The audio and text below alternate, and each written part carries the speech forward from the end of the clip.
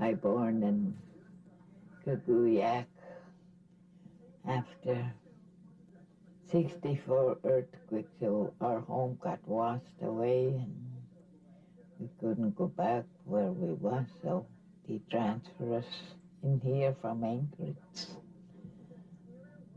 So years since 64.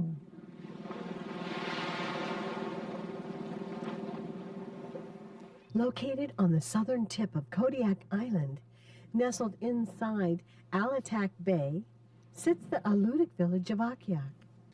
It's a small community that has survived through a subsistence lifestyle that has been continually passed down over the centuries. If you've never seen one of these before, you might ask what you're looking at. The inside of a sea urchin. And all you eat is the eggs, the roe of the urchin. Can you really explain what it really tastes like? What do you think? It's nothing compared to what you taste anywhere in American food. It's people always ask what it tastes like before they try it, and you can't really explain it unless you try it. It has its own taste. It's salty and sweet at the same time, creamy and. Each one of them have like their own particular taste. Some of them taste different. Yeah, some taste like food. Some are saltier than others. You can tell. Some are get different sweet. textures. Some are firm. Some are mushy. We usually get them before the full moon because they get empty after the On the full moon, they release their eggs. Oh no! This is called a badarki. In our language, it's called a khina. And you get these in the low tide, and they're stuck to a rock like this. And then to get them out, you pry them out like this. And you can eat them just off the rock. But they're kind of hard, so you have to kind of fight it a little bit. And you can eat it just like this. And there's roe in there too, but I don't see very much of it in there. There isn't any roe in here. And you can eat the roe too. These sea-dwelling creatures are just a sample of the different types of foods that have sustained the people of Akhiok for centuries. In some ways, these people are submerged in their culture every day, but for 1 week a year for the past 13 years, the community has held their annual Alutiiq Week, a week of learning the ways of their ancestors, tied in with the academics of a modern-day education. We usually have something that's to do with our culture.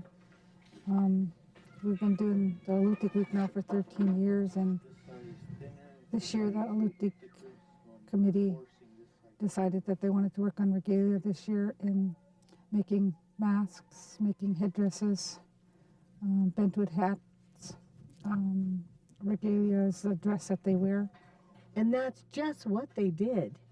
With the guidance of family and friends, the youth of Akhiok got hands-on training in the crafts of their ancestors. Teacon Simeonoff, who was raised in Akhiok, returned home to teach his peers how to make bentwood hats. The longer the hat, the more shade you'll have from the glare, the water, as you're kayaking. And the more shade you have, you can see the animal better. These hats are traditional hunting hats that have been used for centuries. It takes great patience and an understanding of the wood being used to make a bentwood hat. From the thickness of the material to the grain of the wood, the knowledge behind each traditional hat can only be gained through the passing down of tradition. Another tradition that is being taught to these youth is mask carving. Each student that carves a mask must have a story that is represented by the mask. Then the time-consuming process of carving out the mask can begin. But these masks will represent more than just stories when they're finished. They'll represent songs as well. Our traditional way is that when you carve a mask, you have to have your own story behind it. So I sat there and thought before I started carving my mask that I figured that I was a successful hunter, and since I was a little boy when I started off hunting and stuff. As I grew up, my dad and my older brothers taught me how to hunt and everything like that. I started going off with them. And then as I got older and stuff like that, they realized I was old enough to go off on my own and knew what I was doing because all the experience I got from my dad and my brothers. So as years went on, I became a successful hunter, a fisherman. So that's what this mask resembles, a successful hunter and a fisherman. So, yep, it's going to be part of our dance group, so I'm going to make a song out of this mask in my own words. The children put the words together. The elders got together and put the words together in agreement. We all had different ways to do it, and then we came to an agreement as to how the wording is. And so what we did was to bring the Silkstone language into song. I already wrote it down in English, and I'm going to go to the elders and ask for help how to translate it in our Alutiiq language. I'll come up with a song about this mask, about being a successful hunter. While some masks may represent the lessons of life, other masks hold stories of personal experiences and the value of life. Happened in December, I think, and we were going to Alutiiq to get some fuel. Yeah, well, we were just coming back from Alutiiq, and weather changed, so me and my brother were going slow, and because it was pretty rough out there, and we just started going slow, and then we hit a wave that was coming. So we were going up a wave, then we're coming down another wave was coming in, then we hit a wave, and the water started coming in, and we had our drums up in the front by the bow, because when we left, it was nice. We just flipped, and we were underneath the skiff I was underneath the skiff for about a minute, and I swam on the other side to get on the bottom of the flipped skiff. Then we were drifting to the beach. We were on the bottom of the flipped skiff for about half hour, 45 minutes, trying to get to land. And when we got to land, we tried to start a fire, but my brother's lighter didn't want to start. Then we were sitting there trying to light it for about 10 minutes. Then I heard a skiff coming in and waved them down over that we're over here. And I noticed that it was Roy and Spurdon coming to rescue us. Well, this is a bird mask, an owl. You can see by the shape of the nose, mouth, the beak part. I started this a few years ago in another village, and I didn't have time to finish it. And now, even though I have a lot more stuff to finish, I'm trying to finish this while I can and have more masks for our dancers. And I'm still trying to think of a story. Right now, I'm just trying to focus on finishing it first before I do the story. So when I'm finished, I can look at it and try to figure out the story for it and go from there. We've been working with Akhiok for the past 3 years in promoting traditional knowledge. As a museum, we have a lot of information that we're starting to bring back to Kodiak, and we want to share it with each of the villages. And over the last 3 years, we've been teaching carving. First year was small little wooden masks. The next year was hunting tools, and then this year I called the villages to see what they wanted, the students wanted, and they wanted to do full-size masks. As you heard from the young men, they are making their own songs and having the masks made to fit to that, to tell their story. And my role is teaching carving, but also ensuring that that information gets to them and they know it. We've had, over the last couple hundred years, all this information has disappeared. It only exists in museums in, basically, on the other side of the world, in Europe. I see a difference. They learned a lot more, and they're understanding our culture a lot more, because before we even started having Alutiiq Week, a lot of us didn't know anything about our culture and what it meant. You know, and with the sewing and stuff that went on, the kids really understood it, you know, and these masks now that they carved it with Sven, they didn't know, you know, they had to put a story with their mask, and they thought, you know, oh, let's just go carve a mask. But they had to think of a story of why the reason they're building that and carving that mask, and they had to have a story behind it. You know, and I myself still don't understand what you mean, a story behind it, but after my daughter made that clock for Sven, you know, and I understand what they were really talking about. They do need a story behind each thing they're doing and the reason why they're doing it, not just to go have fun, you know. They've got to understand why they're doing it.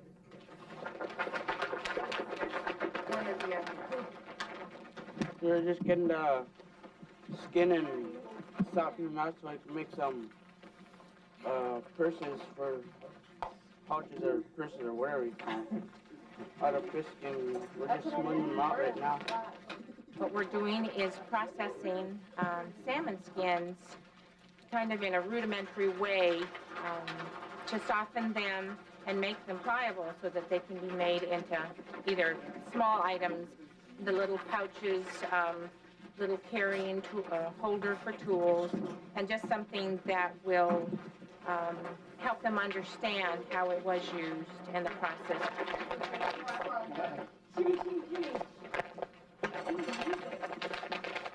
Throughout these days, they've been oiling them, rubbing them, and then working them together. What I'm doing is we have oiled them, and what I'm doing now is manipulating and just keeping them and softening them and just changing kind of the fibers so that it will be soft. The kids are using saddle soap to soften and prepare the skins to be made into pouches and purses.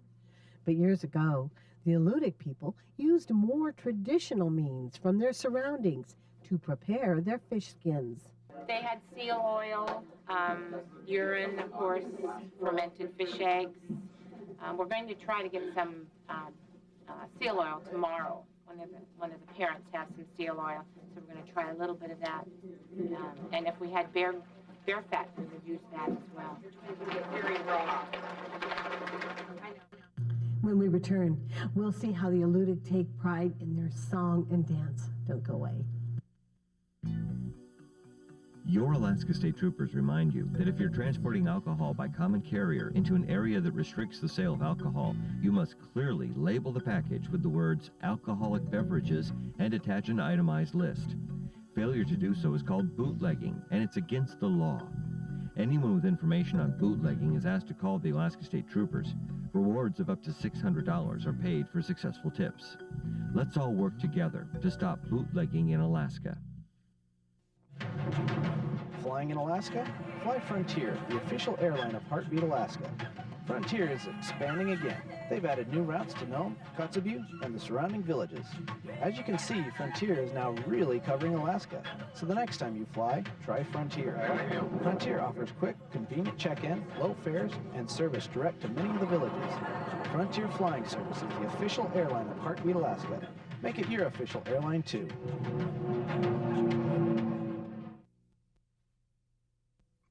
I'm an Alaska native and I live a healthy lifestyle. I don't need tobacco. It's not hard. I spend time with my family. I spend time outside. I love life, and tobacco is not a part of it. This message brought to you by the Alaska Department of Health and Human Services and Eastern Aleutian Tribes.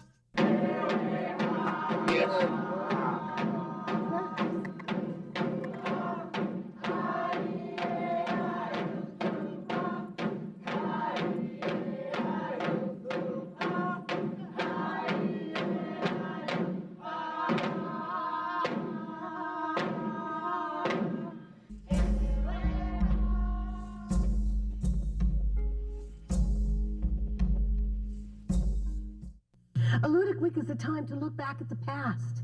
To look back at the past and carry it forward to the future. And one of those ways is with traditional song and dance, a timeless way that our native people share their culture through joy and movement.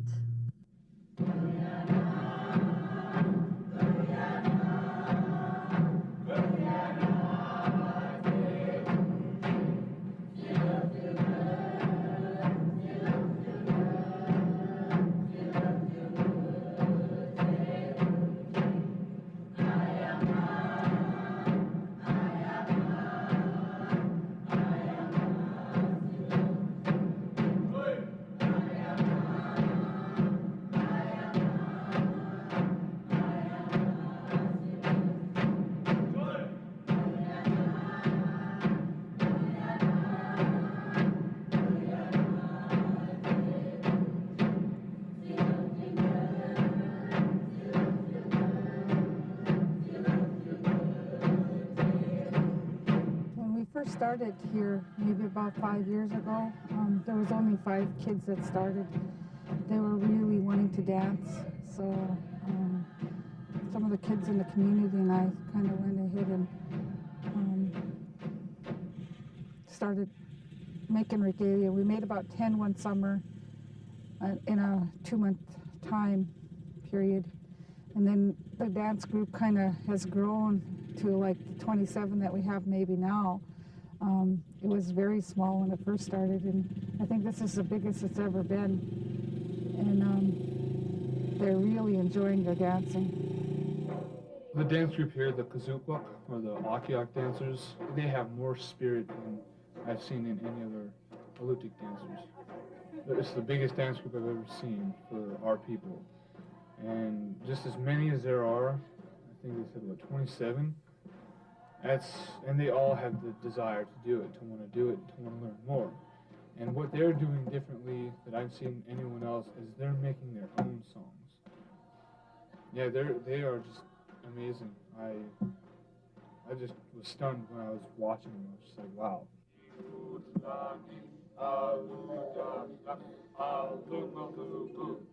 Okay, now you guys are going to have to remember that. Just sit down. Okay, who else is unclear about this? Okay, since no one else raised their hands, I'm assuming everybody knows it. These 4 were the ones that, were honest. So we're going to do it from the top, everybody. And I want to hear everybody sing.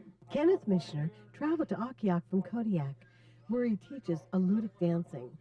Kenneth has dedicated himself to teaching the songs and dances of his people to the youth, carrying on a tradition and a culture that was almost lost forever. Well, I pretty much do it the way I learned it. It's repetitive, so I'll sing it, and then it'll be like the I'll sing it, you sing it. I'll say a word, you say a word, and I'll have like towards the middle, I'll have Q&A. And if they really don't understand, then I will try the best I can to write it out. And then after it's all written out or whatever, I will let them perform the song or sing the song. And then after they get the words down, that's when the movements come in. And once you got the movements down, then you get the beat going. And so it's actually a combination of a lot of things, because with everything with songs, movements, dances, they have their own unique way to do things. The two is on this side, right? Okay. We're actually putting our face paint on, which represents represents like our warriors and hunters and what we are and who we are.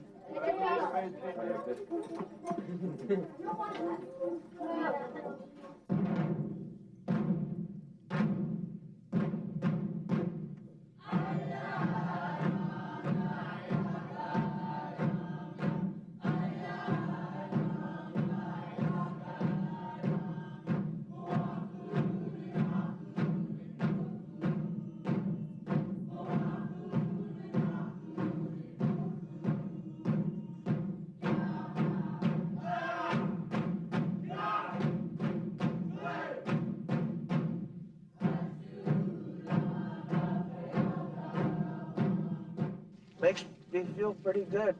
I'm actually happy for like dancing and keeping my heritage alive, my culture.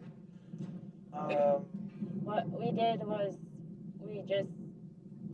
this last song that we just made, or the elementary made, they did it in English, and since there was going to be a lot of elders here, they translated it into Alutiiq for us, and they kind of came up with the moves for us. I never thought they'd bring it back, but somehow someone thought about it and studied it and read about the dresses they wore for dancing, and it's just beautiful and wonderful, and how fast they learn, and it's just really interesting. 2-pointer. And speaking of interesting, this Alutiiq game has quite the interesting history behind it. Ukcha, or spears. From my vague recollection of this game, what I was told was this was a gambling game. And they would gamble pretty much anything they had, from slaves, wives, kayaks, houses. Depends on skill, I guess. I don't know. Okay, here the other team just hit the whale. Hit right on the top on this side of the line. That's 2 points. He almost got the blowhole, which is 5 points right there. So just right outside the blowhole, so we'll count that as 2 points. It's right here. This half of the whale is 2 points. The dead center of it is 3, and from here on back to the tail is 1 point. If you hit the string here, that's 8 points. If he hit the string and stuck in the whale, he would have won the game. But now see if one opponent's dart is on the whale and the other opponent sticks the dart while it's in the whale, they automatically win the game. Oh.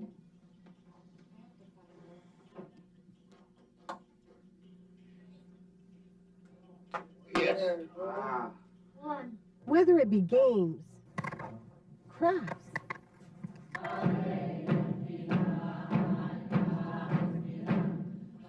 or song and dance, it has taken the determination of the entire community of Akhiok to keep the Alutiiq culture alive and well. From the integrity of the youth to the knowledge of the elders, maintaining their culture and ensuring that it moves forward in the future has truly been a community effort.